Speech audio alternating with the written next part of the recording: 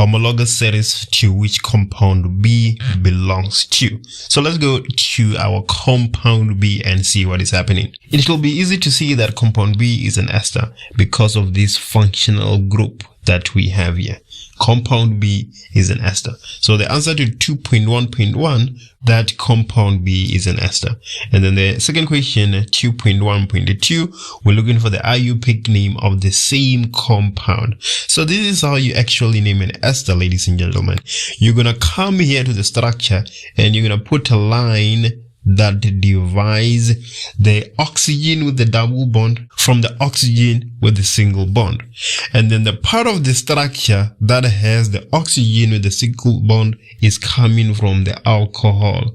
And the part of the structure that has the oxygen with a double bond is coming from the acid, because we know that in order to form an ester you need an alcohol and an acid in the presence of H2SO4.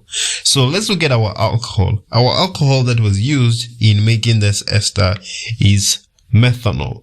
Why are we saying it is methanol? Because of this single carbon right here. And the acid that was used to make this ester is propanoic acid. Why are we saying so?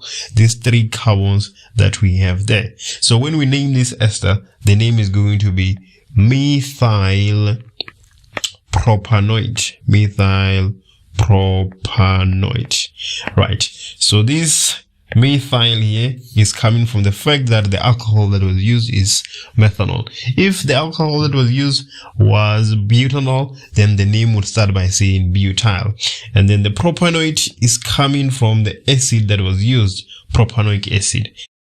Let's move to the second question, 2.2 and 2.2.1. An alcohol and an acid are heated in the presence of concentrated sulfuric acid to form compound B. Write down the role of the concentrated sulfuric acid in this reaction.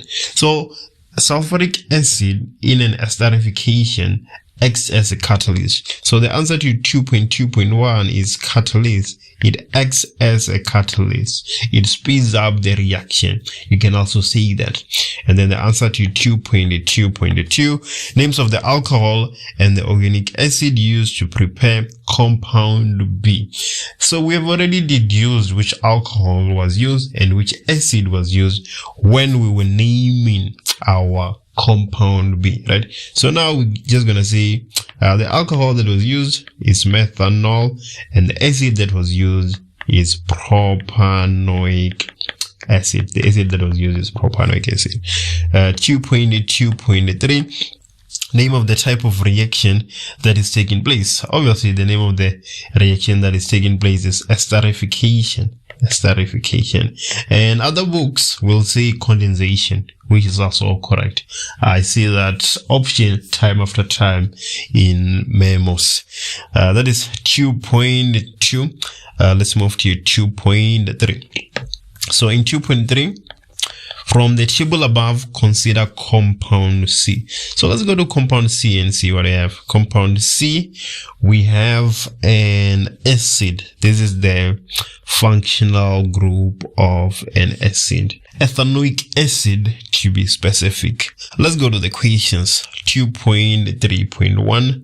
So the first question, 2.3.1, write down the name of the functional group of compound C. So we've already deduced that compound C is an acid, right? The name of the functional group of acids is carboxyl. So we have carboxyl group. That is the name of the functional group. And then 2.3.2, to which homologous group does compound C belong to? It is a carboxylic acid. That's an easy question to answer. It is a carboxylic acid. 2.3.3, differentiate between the terms functional group and homologous series. This question is actually just asking you to define homologous series and functional group. So let me just remind you, homologous series is a series of organic compounds that can be described by the same general formula. a series of organic compounds that can be described by the same general formula. While functional group, on the other hand, is a bond or an atom or a group of atoms that determines the physical and chemical properties of a group of organic compounds. There we go. You just need to define functional group and homologous series for 2.3.3. 2.4 for the table above. From the table above, actually, consider compounds A, D, and F. And then the first question, write down the homologous series to which they belong to. So let's go to compound A. Compound A, we have an OH, which is the functional group of an alcohol. So we know that compound A is an alcohol. And then compound D, we also have another OH, so that is another alcohol. Let's look at compound F. It ends with ol, so we have another alcohol again. So A, D, and F are alcohols as far as the homologous series is concerned. So the answer to 2.4.1 will be alcohols, because A, D, and F are all alcohols. 2.4.2, compound A and D are isomers. As what type of isomer will they be classified? So let's go to A and D. A and D. So A, let me just write down A real quick for the sake of clarity. So for A, we have something like this. We have hydrogens everywhere else.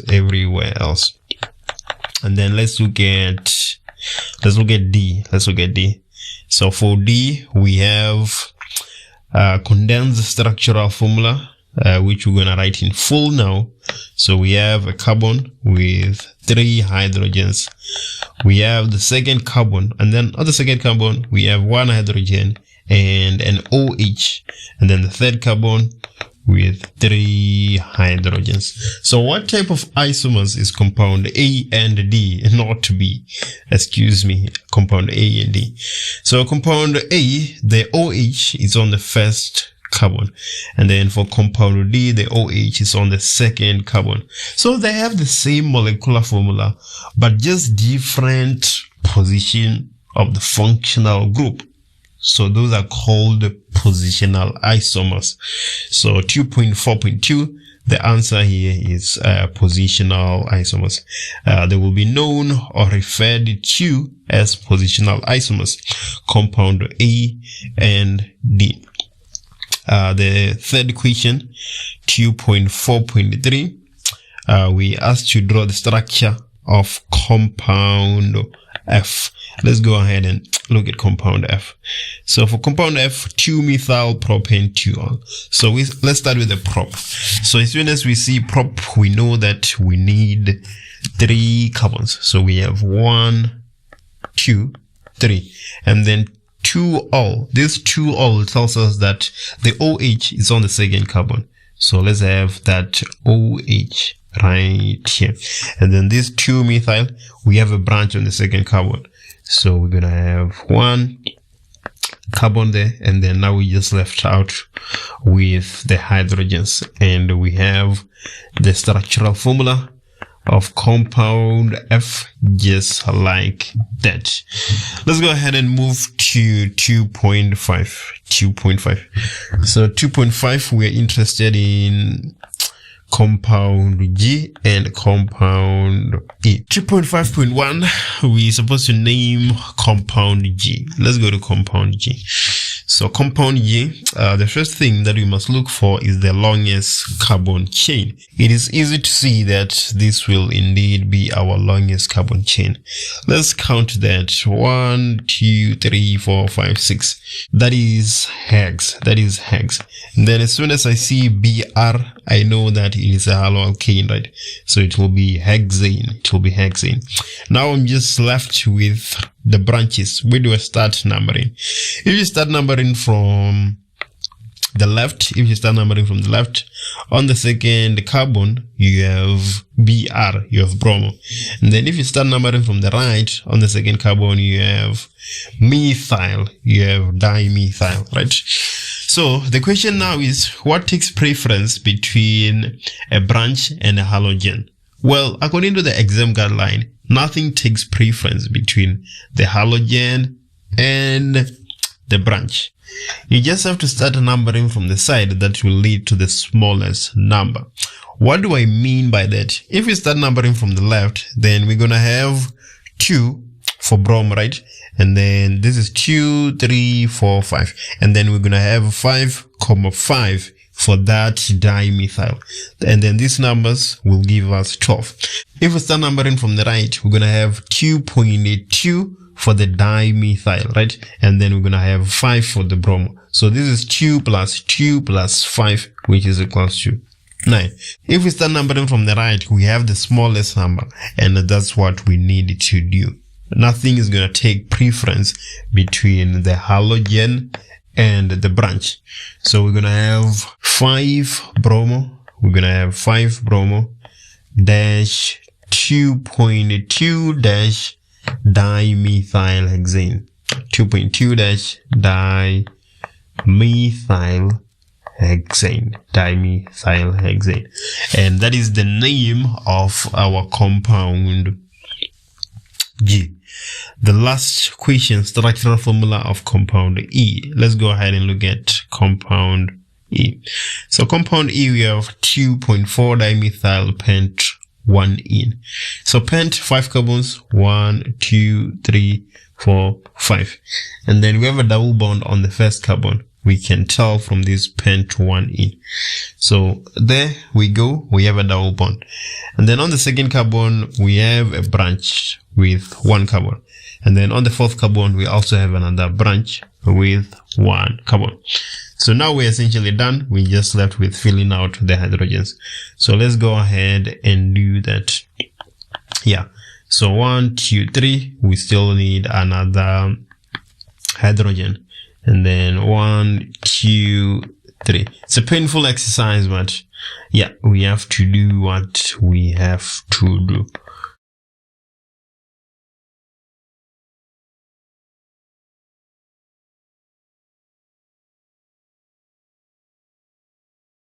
Compound A and B are functional isomers, like we are told in 3.1.1. What we are actually required to do is define the term functional isomer. Like all isomers, we have the same molecular formula, but in this case, the compounds differ by functional group. So the definition for functional isomer, same molecular formula, but different functional groups. Let's look at 3.1.2. Write down the IUPAC name of compound B. So the first thing you want to do is to determine which homologous series this compound B belongs to. Because of the structure of the functional group, compound B, it's a ketone. This carbon that is bonded to the oxygen is bonded to 2 other carbons. And because of that, we can conclude and say that compound B is a ketone. Now what we need is the longest carbon chain. Clearly, it is easy to see that this will be our longest carbon chain with 1, 2, 3, 4, 5 with 5 carbons. So we know we have pentane. We have pentane. Now what we need, or what we're looking for, is the position of the carbon that is bonded to the oxygen. If we start numbering from the left, we're going to have 1, 2, 3. If we start numbering from the right, we're going to have 1, 2, 3. So where we start numbering really doesn't matter. Our functional group is on the third carbon. So we're going to have pentane 3 own. That is the answer to 3.1.2. Let's look at 3.1.3. How does the boiling point of A compare to that of pentane 1-ol? So we have pentane 1-ol and compound A. Write down only greater than, equal to, or lower than. So let's go to compound A. Compound A is an aldehyde because the carbon that is bonded to the oxygen is only bonded to 1 other carbon. So that makes it an aldehyde. So we have pentane 1-ol and pentanol. Pentane 1-ol is an alcohol So it consists of hydrogen bonding. We have hydrogen bonding in alcohols. And then pentanal is an aldehyde. It consists of dipole-dipole. So the intermolecular forces in pentanal is dipole-dipole. So in order to answer this question, you actually need to know which intermolecular force is generally stronger between hydrogen bonding and dipole-dipole. Compound A will have a lower than boiling point compared to pentane 1-ol. Let me explain why that is the case in 3.1.4. The intermolecular forces in pentane 1-ol, which happens to be hydrogen bonding, are stronger than the intermolecular forces in pentanal, which is dipole-dipole. And then you know that if you have stronger intermolecular forces, then more energy is required to overcome those intermolecular forces in that compound.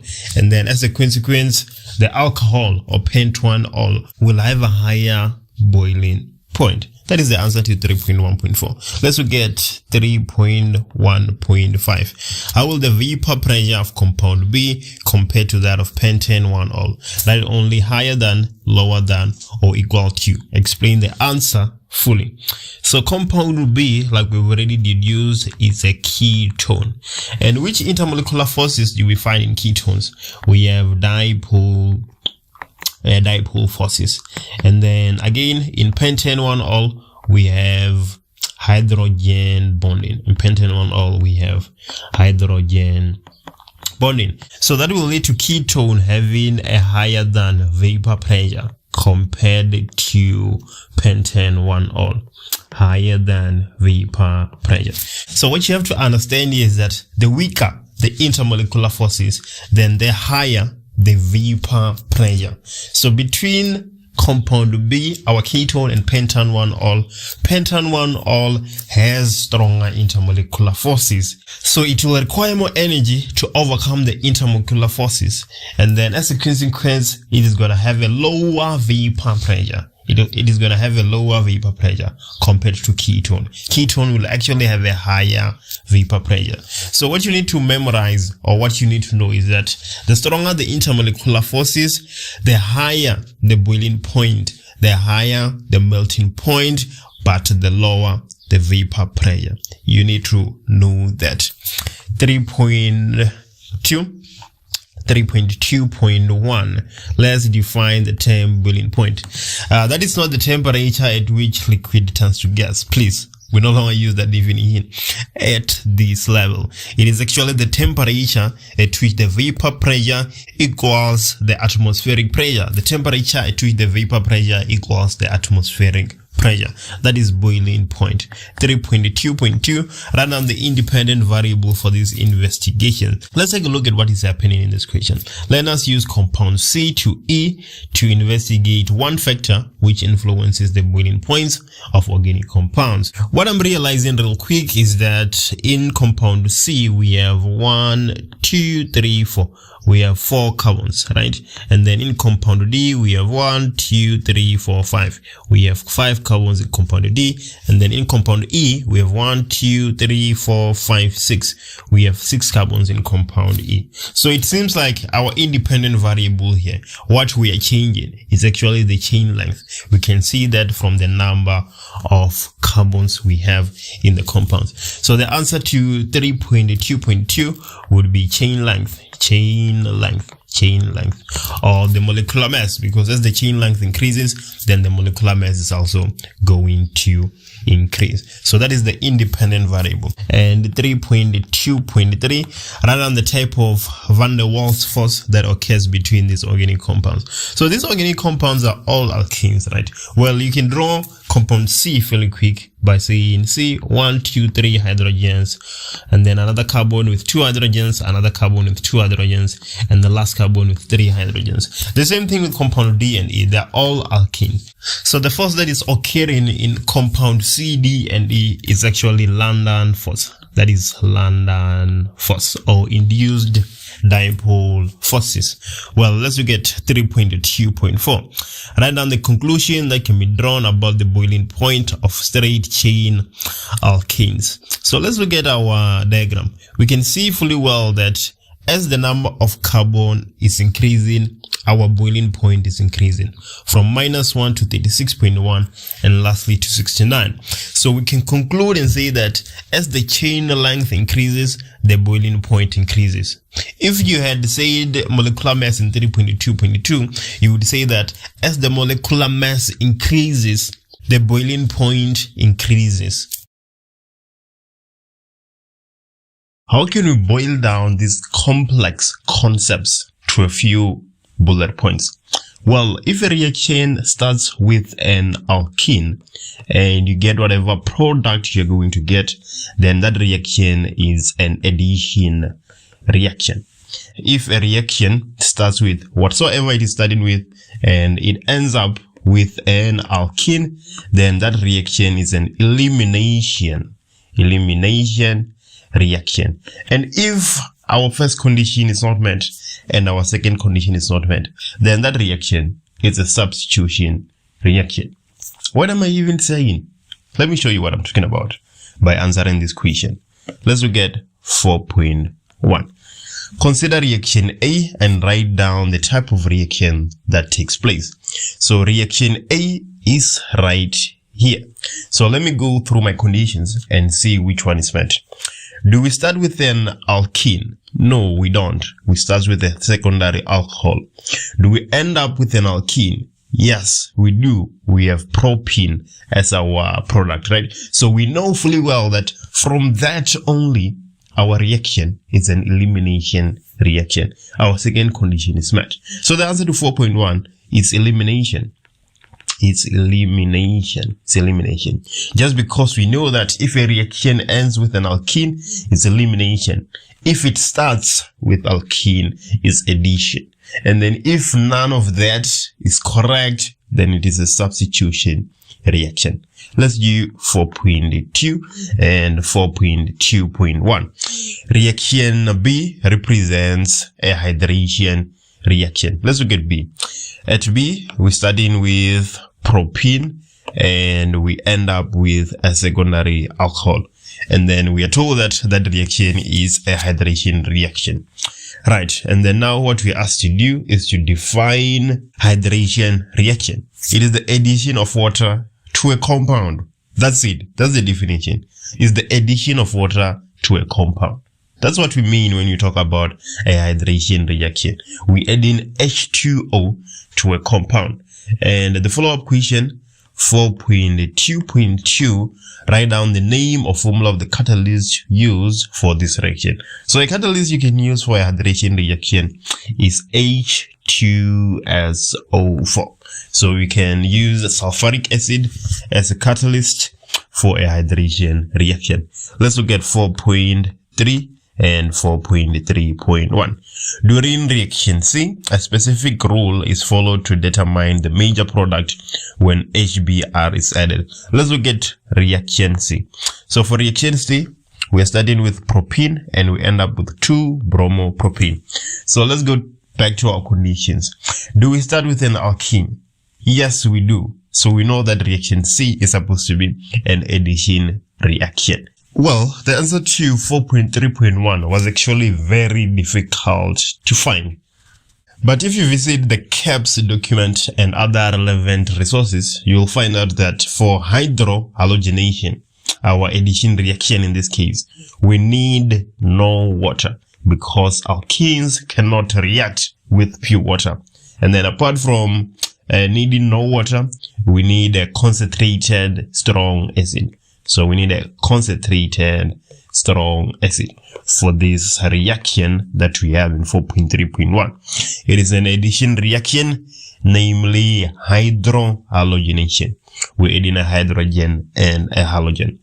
4.3.2, use structural formula and write down the balance equation for this reaction. So propene plus HBr. Let's go ahead and do that. So we're going to have 1, 2, 3 carbons, right? So 1, 2. Now we just need to add our hydrogens, and we're supposed to have something like that, plus HBr to give us something. If you look back to the equation statement, it says that During reaction C, a specific rule is followed to determine the major product when HBr is added. So now you actually have to know that rule in order to answer this question. Well, to some extent, we know that this double bond is going to break, and either one between H and Br is going to come to the second carbon, and then the other is going to come to the first carbon. So do we get Br on the second carbon, or do we get Br on the first carbon? You need to know where to place that Br, because if you place it at the wrong location, then you lose a mark. But there's a rule for that. There's a law for that. Markovnikov's rule. So basically what it is saying is that the hydrogen is going to go where there's a lot of hydrogens, and then the halogen is going to go to the other spot. So if you look at this carbon here, it has 2 hydrogens, and then the carbon in the middle has 1 hydrogen. So the hydrogen will tend to go to the carbon with a lot of hydrogens already. So that Br, it will usually go to the middle, because that's where we have the least number of hydrogen. So our product is going to look like this. Br is going to come to the carbon in the middle, and the hydrogen is going to come to the first carbon. And then now it's just a matter of filling out our hydrogens. So this is our major product according to Markovnikov's rule. And then Br being on the first carbon and H being on the second carbon is our minor product. This is our major product. Yeah, usually when this reaction occurs, this is the product. Right. 4.1. Identify the type of reaction taking place at, so let's go to reaction D. Reaction D. Yeah, this one is going to be easy because we know our conditions. Do we start with an alkene? No. Do we end with an alkene? No. So we know that it is substitution. It is substitution. There isn't a lot to think about there. And then 4.2. Which reaction are we interested in? We are interested in reaction F. In reaction F, do we start with an alkene? The answer is no. Do we end with an alkene? The answer is still no. So again, that is a substitution reaction. That is a substitution reaction. It cannot be otherwise. And then 4.5.1. Reaction E is a hydrogenation reaction. Let's look at reaction E real quick. We're starting with propene and we're ending up with propane. So it is indeed a hydrogenation, right? And then what does the equation say? Write down the 2 reaction conditions for this reaction. 2 reaction conditions for hydrogenation. So we need heat, and another thing we need is a catalyst. We need a catalyst. Yeah, which catalyst in this case? We need palladium,